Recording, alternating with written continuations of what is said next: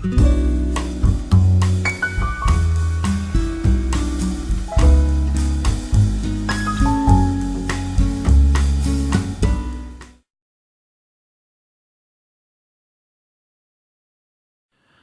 everybody, and hello there, Steve Carlsons.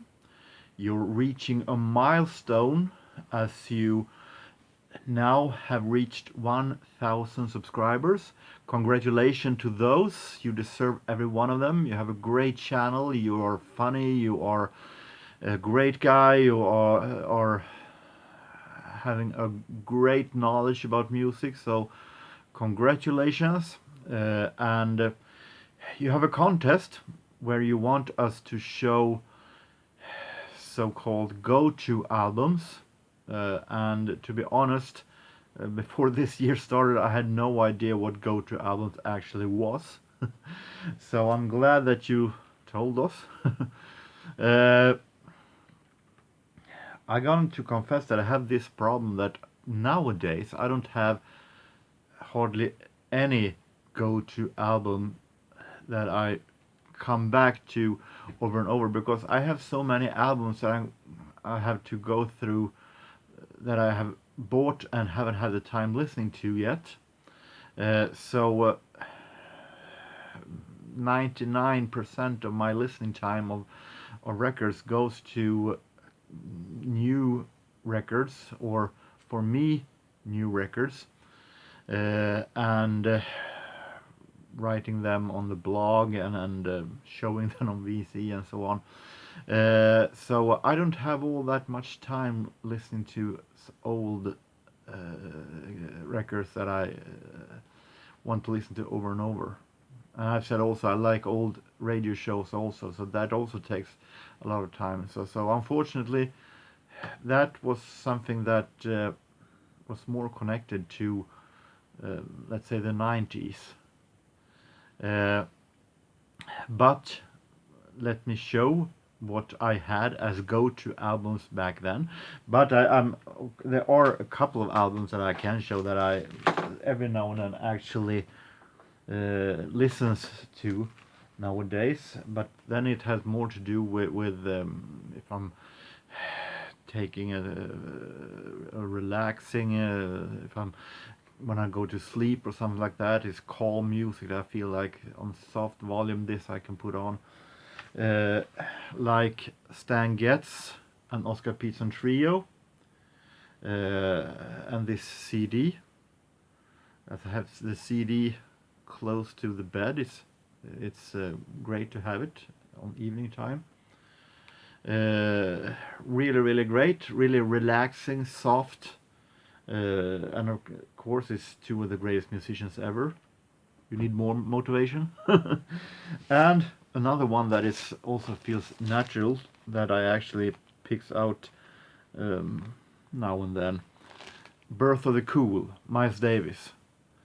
Because it's also so relaxed and so fantastic made that I almost get goosebumps listening to it. So it's also natural to pick up every now and then. But as for what I listened to before, let me give some examples. We have more jazz. One that I actually returned to pretty often was this one, released on Italian label Giants of Jazz, in the series Immortal Concert. This is a Massey Hall concert with Charlie Parker and Dizzy Gillespie. Now I have it on vinyl in a much more complete version, but back then I had this one and I listened very often to it. A real fantastic concert, maybe one of the best live concerts ever. And this one I also listened to it because it's connected to my first years as a jazz lover in the 80s. This is Benny Goodman, and he made a concert in Stockholm in 1950 with Roy Eldridge, two Steelmans and so on. And that one was recorded by Swedish radio and broadcasted. And it also have been released on CD, and is real fantastic. As I said, I listened to it very much too, because it was in the 80s when I started listening to jazz. They broadcasted this concert once again, and then I recorded song from it. Why I didn't record the entire concert, you have to go back in time and ask the younger me. But it's very interesting, because if you look at it, Benny Goodman started with playing a couple of songs before they broadcasted it, and then they did the radio transmission, and he had to start all over with Stomping at Savoy, his theme. So it's both before the broadcast and during the broadcast. So it's a great recording. Let's go to more CDs. This was one, or still is one of the best albums I have. I still think I've listened to it numerous times, and it's a Pet Shop Boys Very.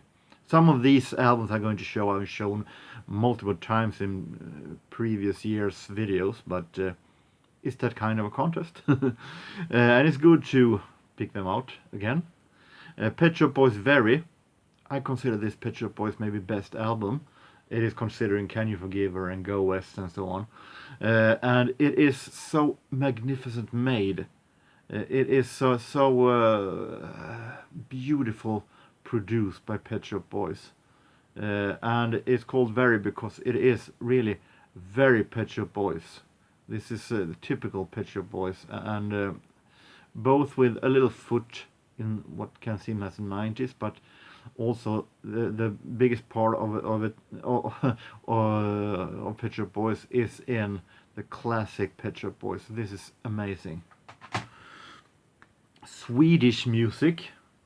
I don't think you're familiar with this, Steve, but there are, in the 90s, when I started listening to techno and modern dance music, Euro dance music, there were one band that I really loved, and whose albums I listened very much to over and over, and that was Basic Element from south part of Sweden, in Malmö, and they do energetic 90s dance music that I really loved. I really loved, still do, Basic Element, and these two albums, the Basic Injection and the Ultimate Ride, I listen to extremely much.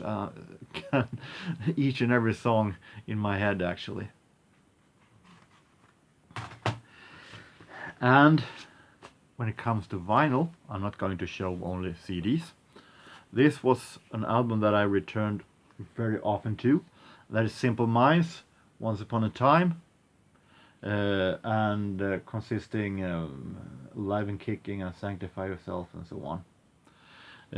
Not Don't You Forget About Me, though, because they are not that fond of that song. It took many years before they even performed it live. But this is an amazing album, so much energy, big production, just beautiful. More Swedish.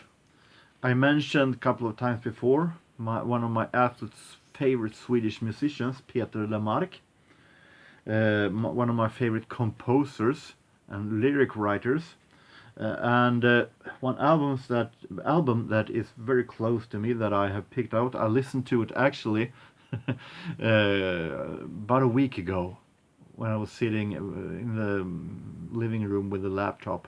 I listened to this album actually, and this is an album called Närmare gränsen, close to the border or closer to the limit. I showed this one in a previous video when I bought this vinyl version.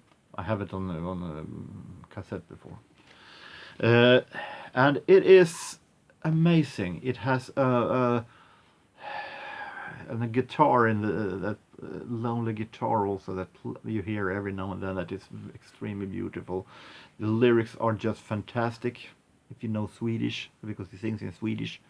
And it's so magnificent produced, and it is atmospheric, very, very beautiful.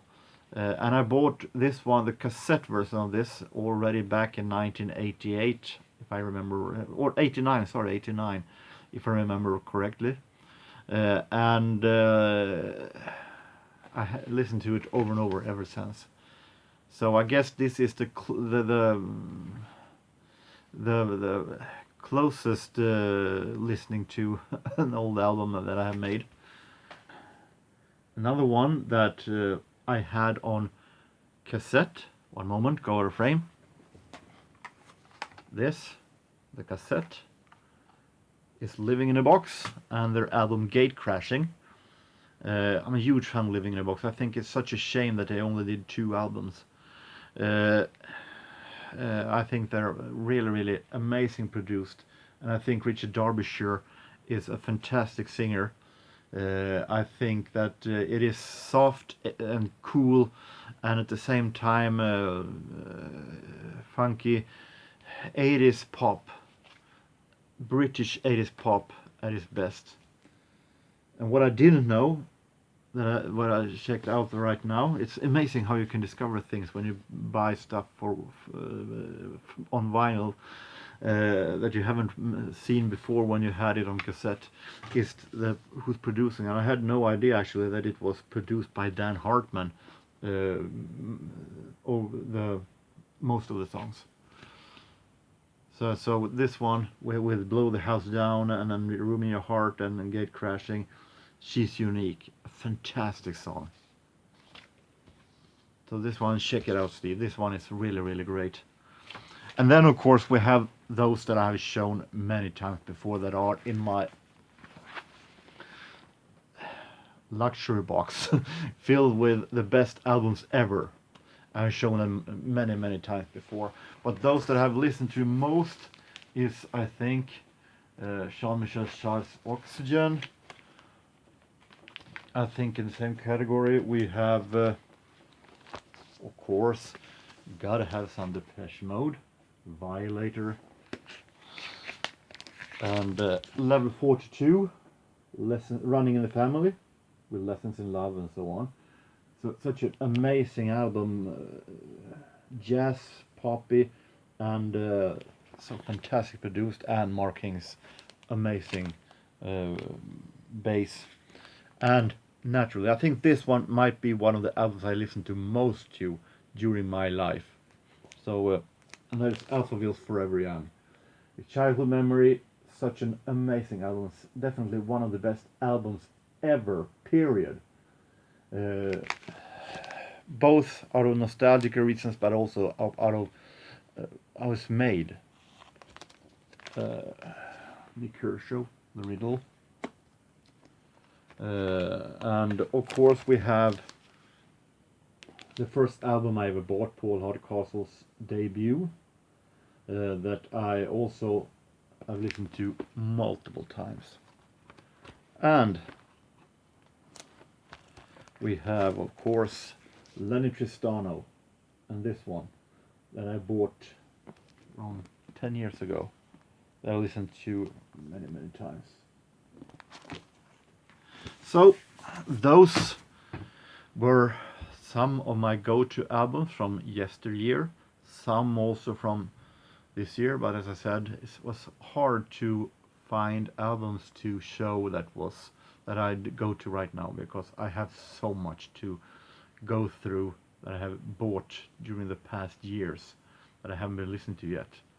It's a little sad, of course, but at the same time, it is music, and it's the reason why I bought it.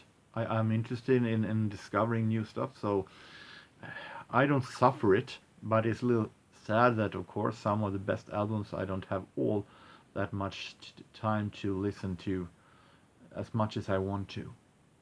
So with that, I hope that you are satisfied with my response, Steve. I hope that you have a whole lot of more responses and a whole lot of more subscribers. I hope that you and everybody else in the vinyl community and YouTube have a real nice time, no matter where you are, no matter what you do. Take care and So long.